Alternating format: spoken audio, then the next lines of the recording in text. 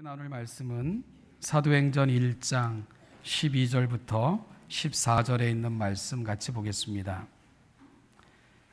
사도행전 1장 12절로 14절에 있는 말씀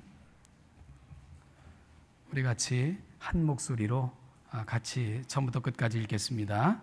제자들이 감람원이라는 산으로부터 예루살렘에 돌아오니 이 산은 예루살렘에서 가까워 안식일에 가기 알맞은 길이라.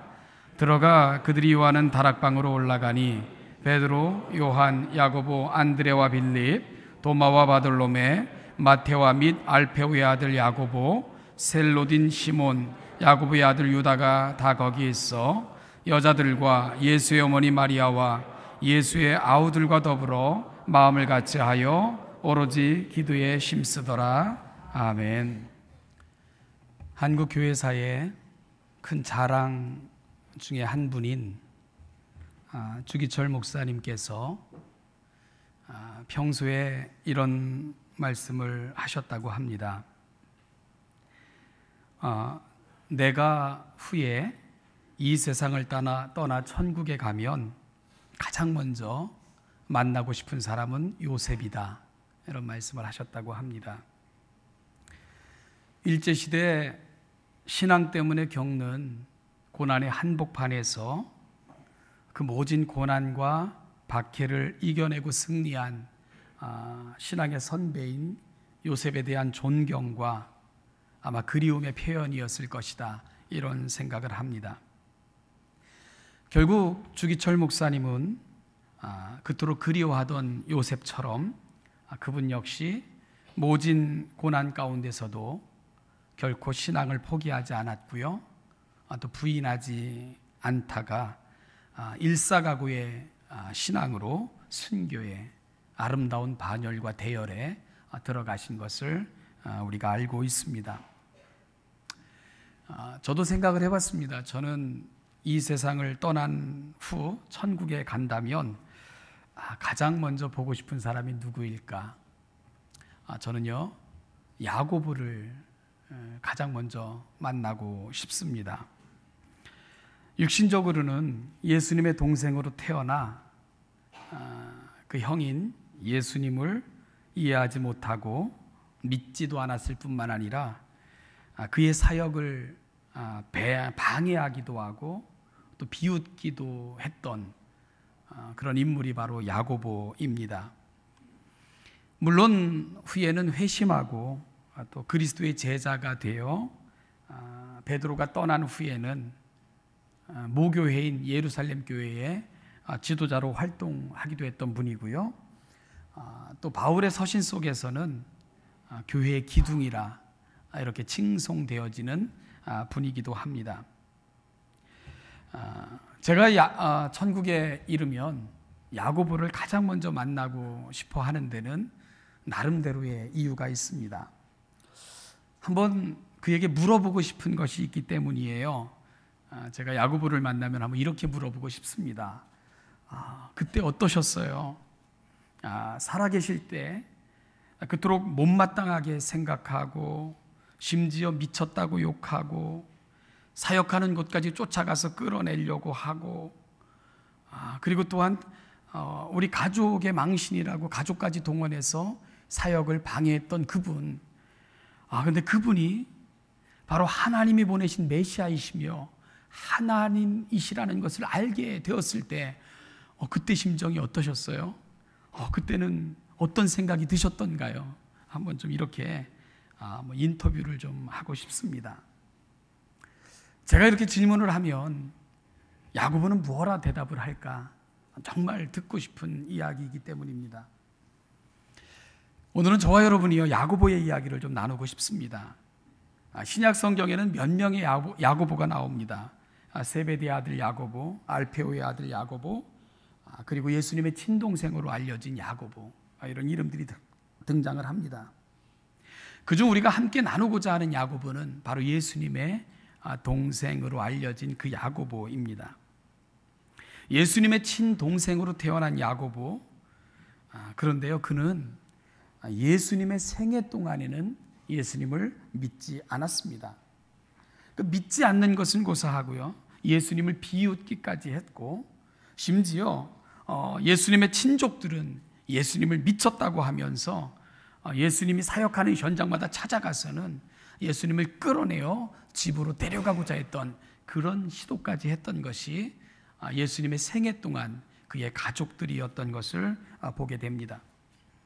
한마디로 예수님은 형제들에게도 친족에게도 인정받지 못했고요, 심지어 집안에서조차 그분을 귀히 여겨주지 않았던 것을 우리가 알 수가 있게 됩니다.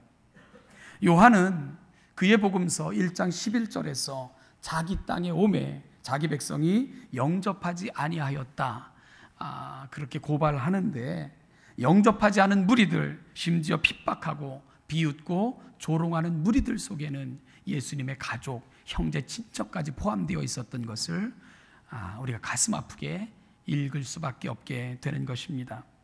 한마디로 예수님의 생애는 외롭고 힘듦 그 자체였던 것을 우리가 알게 되는 것이지요.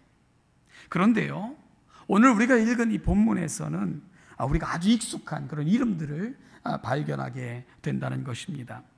오늘 본문은 예수님께서 승천하시면서 아버지의 약속하신 것을 기다리라고 하셨고요, 이 명령을 받은 제자들은 감람산에서 예루살렘으로 돌아와서는 마가의 다락방이라는 곳에 모여서 예수 그리스도께서 그들에게 부탁하신 것을 그렇게 지키는 그러한 모습을 기록하고 있는 것이 오늘 본문입니다. 물론요, 다락방이라고 해서 우리가 생각하는 머리를 들 수도 없고 좁은 그런 작은 짜투리 공간, 그 당시에는 그런 것을 말하는 것이 아닙니다.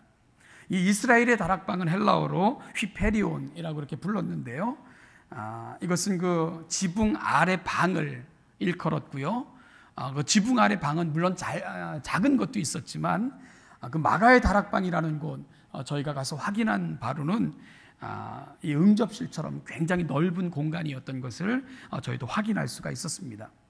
특별히요, 이 마가의 다락방은 200~300명이 이렇게 꽉 차면 모일 있을 정도로 그렇게 큰 공간이었던 것을 확인할 수 있었습니다. 오늘 본문은 이곳에 모여 있는 예수님의 제자들의 이름입니다. 어떤 사람들이 모여 있죠? 베드로, 요한, 야고보, 안드레와 빌립, 도마와 바돌로메, 마테와 및 알페오의 아들 야고보, 셀로딘 시몬, 야고보의 아들 유다가 다 거기 있었다, 이렇게 누가는 보고하고 있습니다. 그런데요, 우리는 14절에서 또 한 그룹의 이름들이 거론되는 것을 발견하게 되는데요, 바로 여자들과 예수의 어머니 마리아와 예수의 아우 둘이라 불리는 사람들, 그들도 그곳에 같이 있었다고 누가는 기록해주고 있습니다. 십자가 사건을 우리가 성경을 통해서 읽어보면 그곳에 갔던 여자들은 십자가 앞에까지 함께 갔던, 그리고 가슴치며 통곡했던, 예수님을 너무나도 사랑했던 그 여인들이었을 것을 쉽게 짐작할 수 있지요. 예수님의 어머니가 거기에 있는 것은 어찌 보면 당연합니다. 처녀의 몸으로 아기를 잉태하고 어려움 가운데서 아기를 키우면서도 그가 잉태했을 때 가브리엘 천사가 그에게 전해줬던 말을 평소에 가슴에 담고 그렇게 살았던 여인, 그 여인이 그곳에 있는 것을 우리가 또 이해할 수 있는 부분입니다.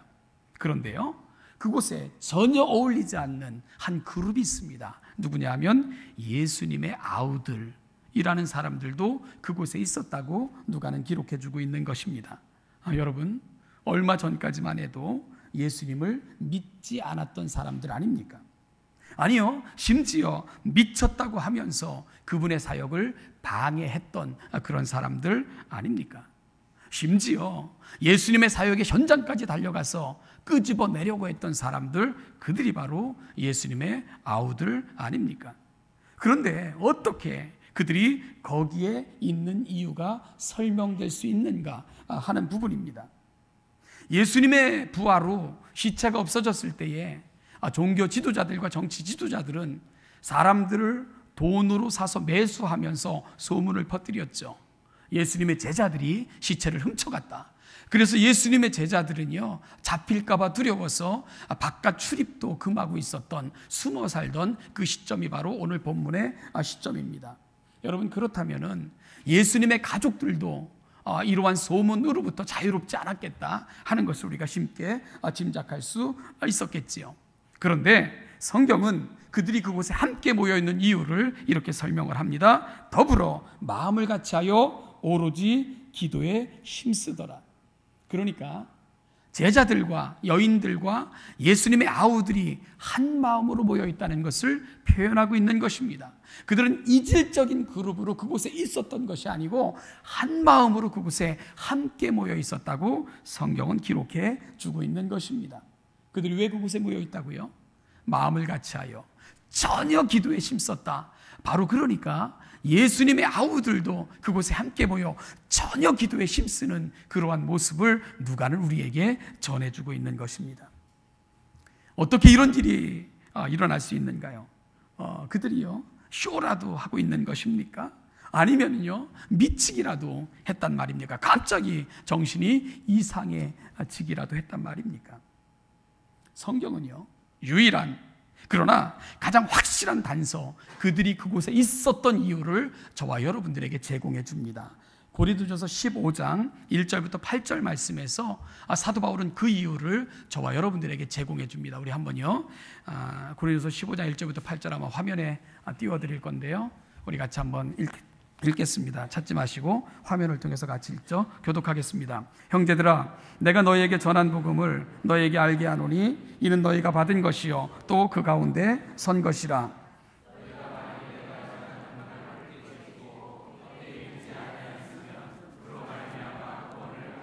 내가 받은 것을 먼저 너희에게 전하였노니 이는 성경대로 그리스도께서 우리 죄를 위하여 죽으시고 게바에게 보이시고 후에 12 제자에게와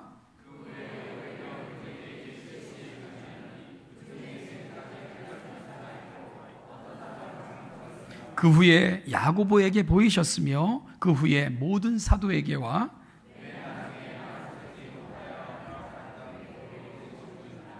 아멘. 사도 바울은 복음을 진술하겠다고 이야기합니다. 그가 전하는 복음의 내용이 뭡니까? 예수님이 이 땅에 오셨다는 거, 그리고 십자가 위에서 죽으셨다는 거, 그리고 장사 지낸 바 되었다가 이 장사 지낸 바 되셨다는 것은 확실히 죽었다는 사실을 역설적으로 강하게 표현하고 있는 것이지요.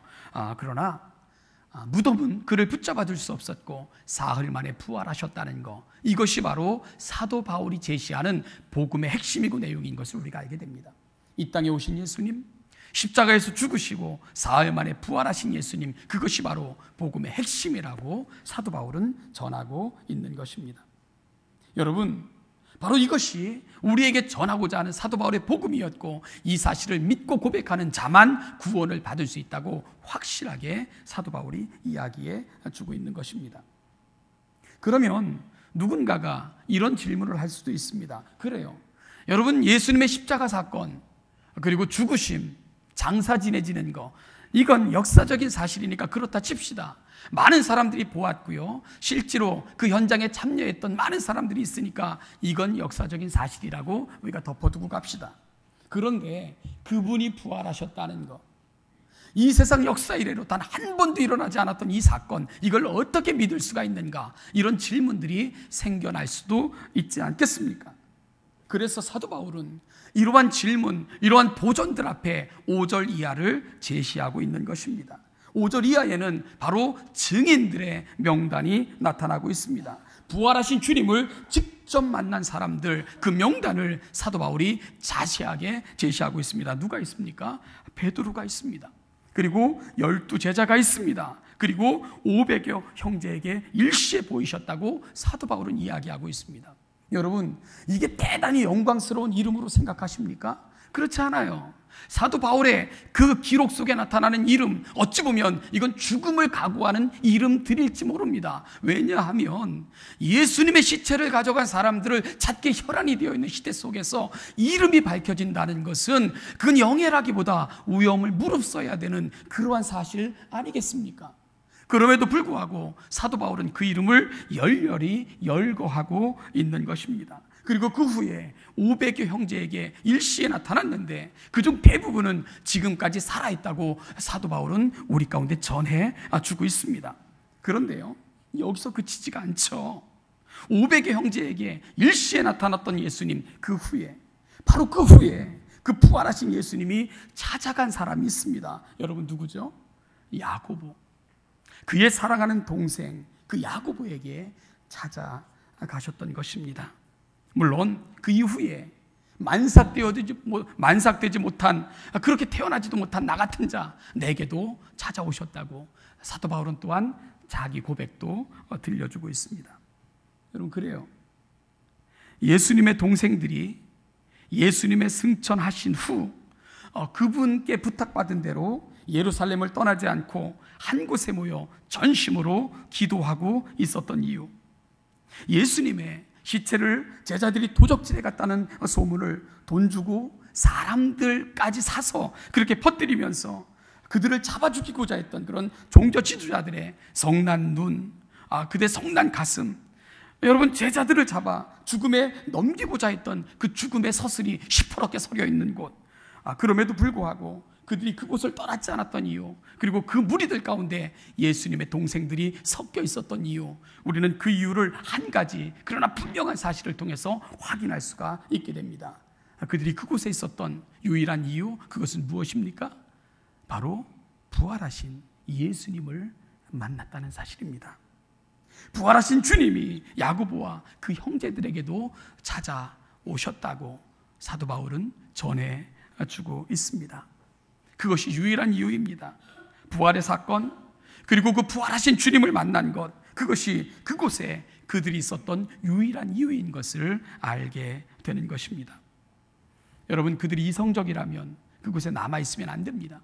빨리 도망가야 됩니다. 예수님의 가족이기에 어떤 특권이나 이권이라도 있기에 그들이 그곳에 남아있을 이유가 그 당시에는 하나도 없었습니다. 그곳에 남아있다는 것은 곧 죽음을 각오할 수도 있는 그런 위험한 지경에 스스로의 몸들을 던지는 것과 동일한 사건이었기 때문에 그렇습니다. 당시 예수님의 제자가 된다는 것은 곧 순교라는 말과도 동일한 개념으로 사용되어졌던 시대입니다. 예수를 믿는다는 것은 공동체로부터 추방을 당할 수도 있었고요, 모든 이권을 박탈당할 수도 있다는 것을 의미했던 것이 바로 그 시대적 상황이기 때문입니다. 생명을 담보로 하는 것, 그것이 바로 예수를 믿는 사건이었습니다. 모든 것을 포기해야 되는 희생을 감수하면서도 그들이 그곳에 남아있었던 이유, 머물러 있었던 이유, 여러분, 그것은 한 가지만이 그 사실을 설명해 줄 수 있습니다. 그들이 바로 부활하신 주님, 그분을 만났기 때문에 부활은 그들이 그곳에 남아있었던 유일한 이유인 것을 우리가 알게 되는 것입니다. 여러분, 야고보의 마음이 어땠을까요? 부활하신 주님이 못자국 난 손, 창으로 찔린, 그래서 구멍난 옆구리를 보여주면서 야고보에게 찾아오셨을 때 그 야고보의 마음은 어땠을까요? 그 야고보의 심정은 어땠을 것 같습니까? 이 땅에 바로 나 때문에 내 죄에 대한 대가를 지불하시고자 한올부자 버리시고 심지어 죄인이 되셔서 십자가 위에서 그 모든 죄에 대한 모든 것을 두 어깨에 짊어지시고 돌아가셨던 예수님, 여러분, 그런데 야고보는 어떻게 살았는가요? 믿어드리지 않았어요. 믿어드리기는커녕 조롱하며 비웃고, 그리고 또한 미쳤다고까지 욕했던 것이 평소 야고보가 보여줬던 형님 대신 예수님에 대한 모습이었습니다. 십자가를 지는 것이 너무 부끄러워서 여러분, 그 아우들은 십자가 근처에도 가지 않았습니다. 아마 그들은 생각하기를 예수님이, 형님이 십자가에 못 박혀 죽는 것, 그건 아마 가문의 수치라고 생각했는지도 모릅니다. 어찌 보면은 그 십자가 사건으로 인하여 그들에게 미칠 화에 대해서 그들은 염려하며 그렇게 살고 있었는지도 모릅니다. 예수님이 십자가에 돌아가실 때까지 야고보는 그렇게 살았던 거예요. 그렇게 형님을 대했던 것이 야고보의 모습이었습니다. 그런데 그 형님 되신 예수님께서 못자국 난 손으로, 창자국 난 옆구리로, 상처난 머리로 그렇게 야고보를 찾아오셔서 야고보의 이름을 부르고 계신 것입니다. 야고보야, 야고보야, 그렇게 부르면서 그를 찾아오신 것입니다. 여러분, 그 순간, 예수님이 찾아오셨던 그 순간, 야고보는 어땠을까? 야고보는 어땠을까? 그 얼마나 아팠겠어요. 그 마음이. 그 얼마나 죄송했겠습니까? 그 마음이 얼마나 안타까웠겠습니까? 누군가가 야고보의 이야기를 전해주면서 그의 별명을 우리에게 알려줬습니다. 낙타무릎이라고 알려줬지요. 얼마나 오랫동안 무릎 꿇고 기도하는 자의 삶으로 살았으면 그의 모습이 툭 튀어나온 보기 흉한 낙타처럼 되어버렸을까? 사람들이 기억하는 야고보의 모습은 바로 낙타무릎이었습니다. 야고보는 남은 생애를 기도하는 삶에 헌신하면서 살았던 것입니다.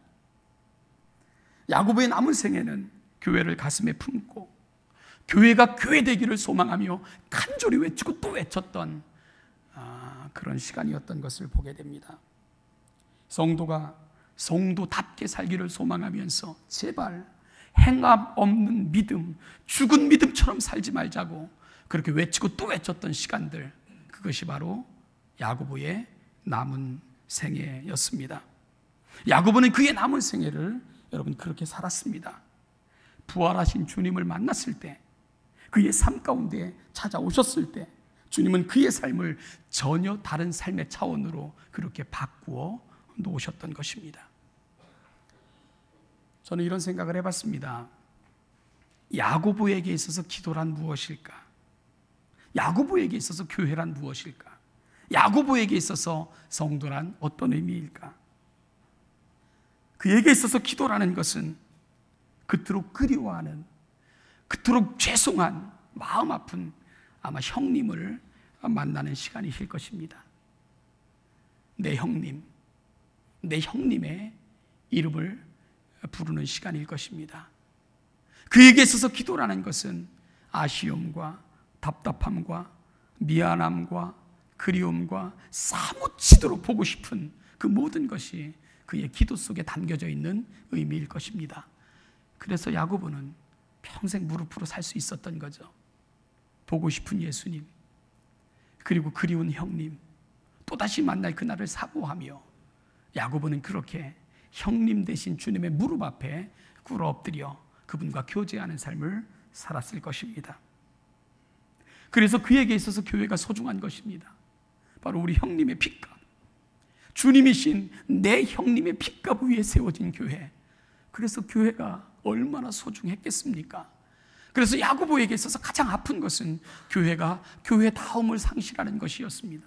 성도가 성도다움을 상실하는 것이었습니다. 하나님의 교회가 교회다움을 상실해가는 것, 그것을 바라보는 야고보의 마음이 너무 아팠던 것입니다. 그래서 그는 서신을 쓰면서 하나님의 교회가 교회답기를, 성도가 성도답기를, 하나님의 공동체가 그 아름다움을 유지하는 공동체로 나아가기를 그는 설교하듯 그렇게 교회 속에 편지를 써서 전하고 있는 것입니다.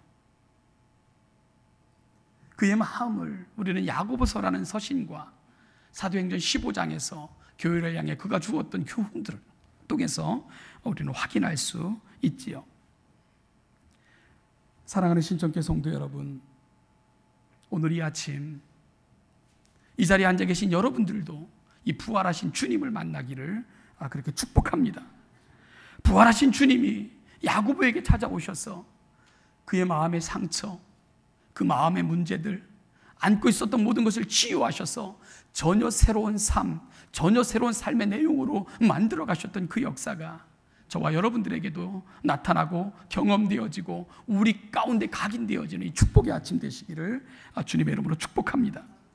사랑하는 여러분, 야고보에게 되어진 그 놀라운 변화, 그의 삶의 혁명, 그의 존재를 바꾸었던 그 놀라운 방향 전환, 그 이유를 설명할 수 있는 것은 단 한 가지뿐입니다. 유일한 이유, 그것은 바로 부활하신 주님을 만났기 때문입니다. 부활하신 주님을 만나는 것, 그것이 바로 야고보에게 일어났던 그 엄청난 변화를 설명할 수 있는 유일한 근거이고 이유인 것을 우리가 알게 되기 때문입니다. 문고리를 안에서 이렇게 걸어 잠그고 찾아오는 손님들조차 만나지 못했던 겁쟁이로 살아갔던 제자들, 그들이 문을 열고 문을 박차고 뛰어나가 예수 그리스도가 살아나셨다고 외칠 수 있었던 이유, 여러분, 죽음을 담보로 하는 싸움에서도 이 외침을 포기할 수 없었던 이유, 바로 그들도 부활하신 예수님을 만났기 때문입니다. 도망자로 평생을 그늘 가운데 살아갈 수밖에 없었던 오네시모, 그가 바울의 동역자요, 사랑받는 형제요, 존귀한 자로 변할 수 있었던 그 이유를 설명할 수 있는 유일한 근거가 있다면 그것은 바로 오네시모가 부활하신 주님을 만났기 때문입니다. 때로는 순교의 현장에서 노예들의 손을 잡고, 노예들을 끌어안고, 때로는 형제들의 손을 잡고 자매들의 손을 잡고 찬송 부르면서 불 가운데도 뛰어들고 맹수의 밥이 되면서도 그들의 입에서 끊이지 않는 찬송이 터져나올 수 있었던 그 이유를 설명할 수 있는 유일한 것이 있다면 그것은 바로 그들도 부활하신 주님을 만났다는 사실입니다. 부활하신 주님께서 그 모든 삶을 그렇게 바꾸어 놓으셨던 것입니다. 주님의 부활이 빠지면 이 어떤 것도 설명될 수 없다는 것을 우리는 분명히 알게 되는 것이지요. 사랑하는 신천교회 성도 여러분, 이 부활의 아침, 여러분의 모든 삶 가운데서도 일일이 찾아가셔서 회복시키시고 일일이 찾아가셔서 그 손 붙들고 일으켜 세워주셨던 그 주님의 은혜가 여러분들 각 개인에게도 임하는 이 복된 아침 되시기를 주님의 이름으로 축복합니다. 부활하신 주님이 우리 영혼, 우리 개인들도 만나주심으로 말미암아 새로운 삶, 새로운 시작, 새로운 삶의 질서, 새로운 삶의 내용들이 만들어지는 부활을 경험한, 부활을 붙들고 살아가는 저와 여러분, 우리 신천의 모든 성도들을 다 되시기를 다시 한번 주님의 이름으로 축복합니다. 야고보를 만나주셨던, 그리고 그의 영을, 그의 삶을 하나하나 치유하셔서 새롭게 하셨던 그 주님의 은혜가 우리 사랑하는 신천의 모든 가정들, 지금도 아프고 힘들어 하면서 살아가는 여러분 모든 개인들, 그리고 회복이 필요한 여러분의 모든 가정 속에 충만히 임하시기를 주님의 이름으로 축복합니다. 기도하겠습니다. 하나님 아버지, 은혜와 사랑 감사합니다. 오늘도 이 아침 부활의 주님 앞에 우리가 서기를 원합니다. 하나님 아버지, 부활하셔서 우리에게 영원한 소망이 되신 그 주님 앞에 우리가 나아가기를 원합니다. 성령 하나님, 우리 가운데 부활의 소망을 확인시켜 주시고 그 부활의 소망을 붙들고 이 땅에서 정말 이 세상에서도 승리하며 살 뿐만 아니라 우리를 영접하시기 위해서 기다리시는 그 주님을 사모하며 이 땅에서도 성도답게, 그리고 교회답게 살아낼 수 있는 우리 모두가 될 수 있도록 은혜 위에 은혜를 더하여 주시옵소서. 하나님 아버지, 특별히 기도합니다. 우리 사랑하는 신천교회 성도들 중에 이 부활의 은혜가 꼭 필요한 우리 가정들이 있습니다. 하나님 아버지, 아직도 우리 주 예수 그리스도를 만나지 못한 사람들, 성령 하나님 찾아가셔서 죽으셨을 뿐만 아니라 사망 권세 이기시고 부활하셔서 우리 영원한 생명이 되신 그 예수 그리스도가 우리 가정의 주인으로 영접되는 그 놀라운 구원의 역사가 가정마다 흘러 넘쳐나도록 성령 하나님 도와주시기를 원합니다. 하나님 아버지, 우리 사랑하는 성도들 중에는 여러 가지 삶의 형편, 여러 가지 처지, 여러 가지 아픔을 가슴에 끌어안고 씨름하며 고통 가운데 살아가는 우리 교우들이 있습니다. 사랑하는 성령 하나님, 오늘 그 모든 심령들마다 찾아가셔서 자유케 함과 회복과 또한 어루만져 치유하시는 그 은혜가 흘러 넘쳐나는 복된 생수의 강이 그렇게 흘러나는 우리 모든 성도들, 그 아름다운 은혜를 경험하는 하나님의 백성들이 되게 하여 주시옵소서. 힘들고 어려운 세상이지만 부활의 소망을 붙들고 우리가 살아 승리함으로 말미암아 그 영원 우리 주님을 만날 그 나라를 야고보처럼 꿈꾸며 기대하며 소망하며 살아갈 수 있는 하나님의 거룩한 백성들, 그렇게 성도다움을 더욱더 힘쓰며 성도답게 살기를 또다시 결심할 수 있는 이 복된 아침이 되게 하여 주시옵소서. 감사드리며 예수님의 이름으로 기도하옵나이다. 아멘. 사망 권세 이기시고 부활하셔서 우리의 영원한 생명이 되어주신 우리 주 예수 그리스도의 은혜와 아들을 이 땅에 내어주시면서까지 우리를 향한 그 구속의 은혜를 완성하신 아버지 하나님의 은총과 오늘도 그 은혜가 우리의 은혜 되어 우리 삶이 그 영원한 생명에 거하게 하실 뿐만 아니라 그 영원한 생명을 붙들고 이 땅에서도 승리하며 살아가기를 소망하시며 우리 가운데 서셔 우리 가운데 찾아오셔서 우리와 교통하시고 함께 하시고 우리를 인도하시는 성령님의 은혜가 이 부활의 아침 우리도 부활하고 부활의 생명을 전하며 부활 생명을 소유한 자들답게 그렇게 살기를 소망하며 이 자리에 있는 우리 사랑하는 신천의 모든 성도들과 그 사랑하는 가정과 그들의 자녀와 그들이 살아가는 모든 삶 위에 이제부터 영원까지 그 영원까지 함께 하시기를 축원하옵나이다. 아멘.